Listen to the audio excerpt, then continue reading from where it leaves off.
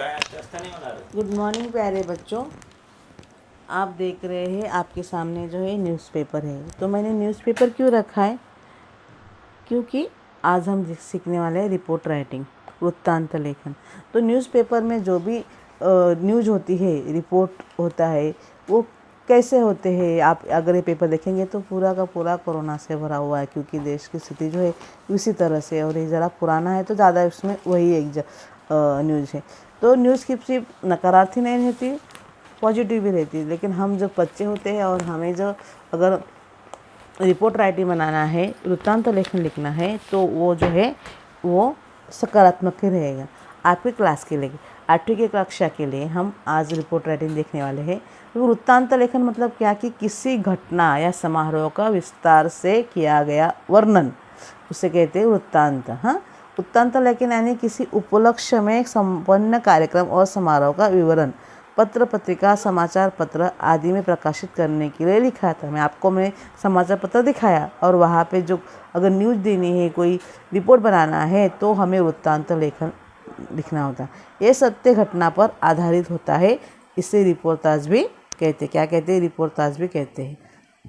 उसके लिए आवश्यक बातें कौन सी है? देखिए, शीर्षक म्हणजे आपको उसको नाम देना है। हाँ, उसके बाद स्थान, वृत्तांत या घटना का स्थान भी वहाँ लिखने का है।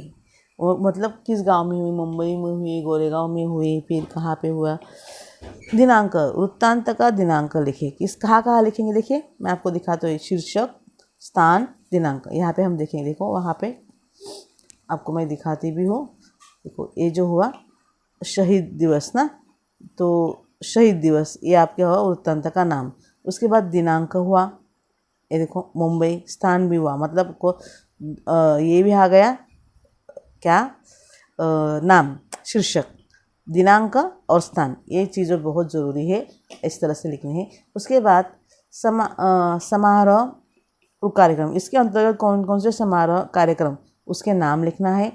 अध्यक्ष, कोई कार्यक्रम है तो वहाँ पे अध्यक्ष ज़रूर होगा, प्रमुख मेहमान ज़रूर होगा। तो इसके अंतर्गत कार्यक्रम में उपस्थित अध्यक्ष, अतिथि एवं कार्यक्रम प्रमुख का उल्लेख होता है। शैली, वृत्तांत वर्णनात्मक एवं कथात्मक शैली में लिखा होना चाहिए, मतलब वर्णन क्या हुआ या स्टोरी जैसा। संक्षिप्त में, मतलब वृत्तांत संक्षेप में क्रमवार प्रभावी होना चाहिए, मतलब क्रम से, जिस प्रकार से घटना है उसी क्रम से। इससे आशयपूर्ण, आवश्यक और उचित बातों का ही समावेश हो। भाषा, वृत्तांत भूतकाल में होना चाहिए तथा उत्तम पुरुषवाचक सर्वनाम, ऐसे मुझे, हमें, मैं, मेरे आदि शब्द का प्रयोग नहीं करना चाहिए, क्योंकि ये हम लोगों के लिए लिखते हैं, इसके लिए यहाँ पे वो प्रयोग नहीं होना चाहिए। समापन एवं आभार प्रदर्शन, समारोह में अंत में समाप्ति, हाँ, एवं आभार प्रदर्शन का वर्णन होना चाहिए। अभी देखिए, वृत्तांत लेखन के इम्पोर्टेंट पॉइंट, किसके द्वारा, कब, कहाँ, क्यों, कैसे, किसका। 1, 2, 3, 4, 5, 6, 6 जो के है उसको रखना ज़रूरी है। तो वो किस तरह से हम इस्तेमाल करेंगे वो भी देख देंगे। देखिए, यहाँ पे देख रहे हैं, देखिए यहाँ पे वेन, घटना कब हुई, घटने के दिनांक, समय का उल्लेख। वेयर, कहाँ हुई घटना, कहाँ संपूर्ण, घटने का स्थल का उल्लेख हमने देखा हो। हुम, किसके द्वारा हुई, कार्यक्रम का आयोजन किसके द्वारा संपन्न हुआ, करने वाली व्यक्ति, संस्था का उल्लेख वहाँ होना चाहिए। किसका अध्यक्ष में संपन्न हुआ, अध्यक्ष का नाम होना चाहिए। वाट, समारोह का कार्यक्रम क्या था, कार्यक्रम का उल्लेख होना चाहिए। हाउ, कैसे हुआ, संपन्न हुआ, कार्यक्रम का वर्णन एवं समापन। उपयुक्त बातों का ध्यान रखकर सीमित शब्द में वृत्तांत लेखन लिखने में आसानी होती है। तो उसी की तरह हम अभी 2 एग्जाम्पल देख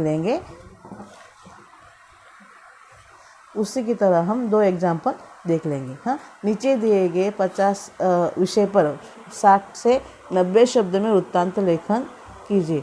शहीद दिवस, स्थल, काल, घटना, समापन, प्रमुख अतिथि आणि मुख्य कार्यक्रम। अभी दिनांक देखो, 31 जनवरी 2018 है, तो 2021 कीजिए। मुंबई, विवेकानंद विद्या मंदिर मुंबई में शहीद दिवस का आयोजन किया गया है। हाँ, किसका आयोजन किया गया, शहीद दिन। तो इसके लिए हमें शहीद दिन भी मालूम होना जरूरी है। इस दिन के अवसर पर प्रमुख अतिथि के रूप में गांधीवादी समाज सेविका श्रीमती उषा ठक्कर जी उपस्थित थी। प्रमुख अतिथि का यहाँ पे नाम आया। सुबह ठीक 9:30 बजे कार्यक्रम कब हुआ, तो इसका उच्चारण वहाँ पे बजे कार्यक्रम का आयोजन किया गया। विद्यालय के विद्यार्थी प्रतिनिधि कुमारी प्रणीति ने पुष्पगुच्छ देकर मुख्य अतिथि महोदय जी का स्वागत किया। प्राचार्य श्रीमती दीपा जी ने शहीद दिवस के अवसर पर सभी छात्रों को गांधी जी के महान कार्य से अवगत किया।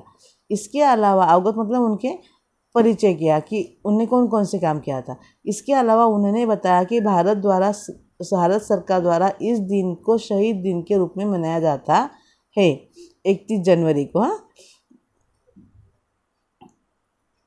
रूप में मनाया जाता है और भारतीय वीरों के बलिदानों को इस दिन को याद किया जाता है। विद्यालय के छात्रों ने इस अवसर पर साहित्यिक सांस्कृतिक कार्यक्रम प्रस्तुत किए, जैसे हिंदी भाषण, शहीदों की याद में कविता वाचन आदि। विद्यालय के कुछ छात्रों ने देशभक्ति पर आधारित लघु नाटक प्रस्तुत कर सभी को भावुक कर दिया था।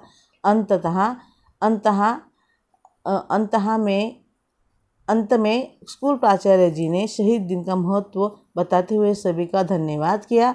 इस प्रकार सुबह 11 बजे कार्यक्रम विधिवत समापन हुआ। इस तरह से हमें आपको वृत्तांत लिखना है। मतलब सबसे पहले शहीद दिवस, नाम, दिनांक, फिर और कार्यक्रम पहले दिन होता है, फिर न्यूज़ दूसरे दिन आती है मुंबई में, और फिर जिस दिन हुआ उसका डेट होती है, फिर यहाँ पे स्थान होता है, फिर अध्यक्ष का नाम, कार्यक्रम की रूपरेखा, जिस तरह से कार्यक्रम हुआ है उसका सारा वर्णन यहाँ पे होना चाहिए, और आखिर में धन्यवाद जो होता है, वोट ऑफ थैंक्स, वो भी इसमें आने चाहिए। अभी दूसरा जो है एक हम लिख लेते हैं फिर मैं आपको आपके इसमें लेके जाऊँगी।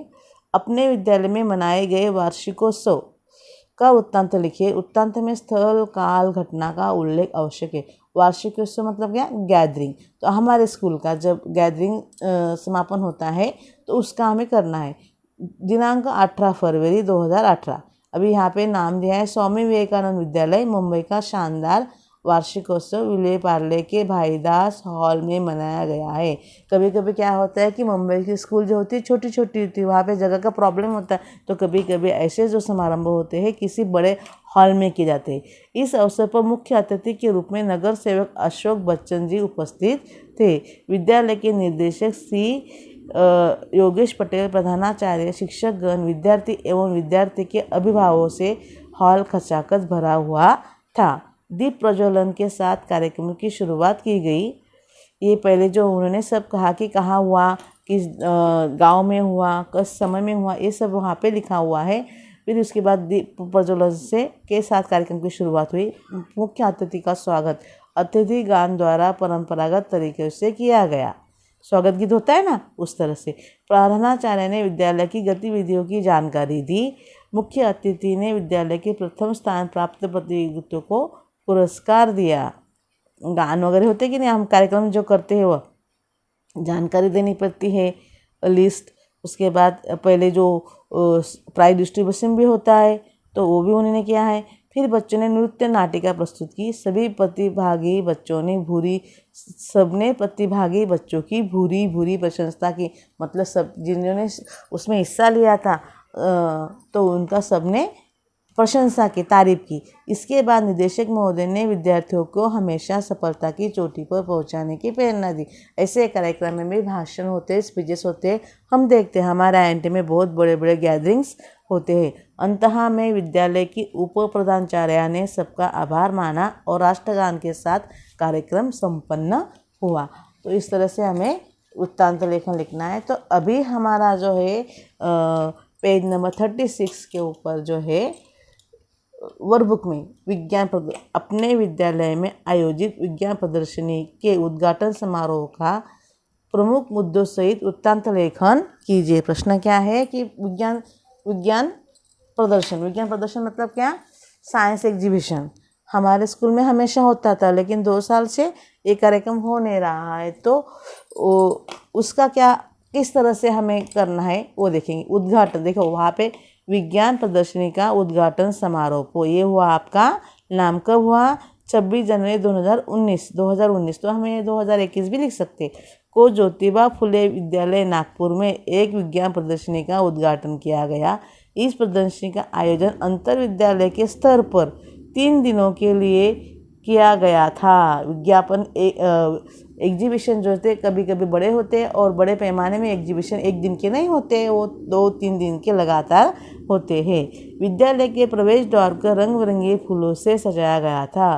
विद्यालय में उत्सव जैसा माहौल था। विद्यालय के 20 कक्षों में विज्ञान के संबंधित वस्तुएं, प्रसिद्ध वैज्ञानिकों के चित्र तथा अनेक वर्किंग मॉडल सजे थे। जब हम एग्जीबिशन लेते हैं तो ये सारी चीज़ें हमें दिखने मिलती है। वहाँ पे साइंटिस्ट के नाम भी होते हैं अलग अलग। हम एग्जीबिशन वहाँ पे करते हैं। वाटर रिसर्च पे होता है, कभी किसान किस पे होता है, मैथमेटिकल मॉडल्स होते हैं, टेक्निकल्स भी होते हैं। तो ये सारी चीज़ें अलग अलग कमरे में सजाई जाती है, तो वहाँ पे भी ये किया गया था। प्रदर्शनी का उद्घाटन नागपुर विश्वविद्यालय के प्राचार्य डॉक्टर विपिन आचार्य द्वारा किया गया। वहाँ पे अध्यक्षकर्ता जो जिसने उद्घाटन किया उसका नाम आना चाहिए। सर्वप्रथम विद्यालय के कप्तान पल्लव भालेराव ने पुष्पहार पहनकर इनका स्वागत किया। तत्परांत विद्यालय के प्राचार्य श्री सलील मोहिते ने डॉक्टर आचार्य का स्वागत करते हुए विज्ञान के क्षेत्र में उनके योगदान का उल्लेख किया। अगर कोई आता है तो उनकी पहचान कराना ज़रूरी होती है। डॉक्टर आचार्य ने प्रथम कक्षा की रिबन काटकर प्रदर्शनी का विधिवत उद्घाटन किया। रिबन काटकर हम करते हैं ना उद्घाटन, उस तरह से ओपनिंग उद्घाटन श्रीमती नीता अवस्थी ने डॉक्टर के आचार्य के प्रदर्शनी का एक एक कक्ष दिखाया, उद्घाटन किया और उसके बाद उनको एक एक कक्ष बताया गया। प्रदर्शनी देखकर डॉक्टर आचार्य बहुत प्रसन्न हुए और उन्होंने सभी के प्रयासों की भूरी भूरी प्रशंसा की। तो वहाँ पे आधा प्रदर्शन भी होना ज़रूरी है। इस तरह से जिस तरह से प्रोग्राम शुरू होता है एंड तक, उसी तरह से हमें वहाँ पे लिखना होता है। कम से कम आधा पेज, पौन पेज हमारा ये वृत्तांत लेखन होना चाहिए। और वृत्तांत लेखन अभी आप सीखे तो ये हमें 8, 9, 10 तीनों साल के लिए याद रखने होंगे। तो बच्चों आज का जो लेसन है यही तक हम ख़त्म करते हैं और आगे से हमारे रिवीजन क्लासेस चालू होंगी। तो आपको मैं कितने लेसन आएंगे, क्या सिलेबस होगा यूनिट टेस्ट के लिए, ये भी मैं आपको बाद में बताऊंगी। तब तक के लिए अगले सेशन में आपको बताऊंगी। तो आज हम यहीं पे समाप्त करते हैं। Goodbye, have a nice day.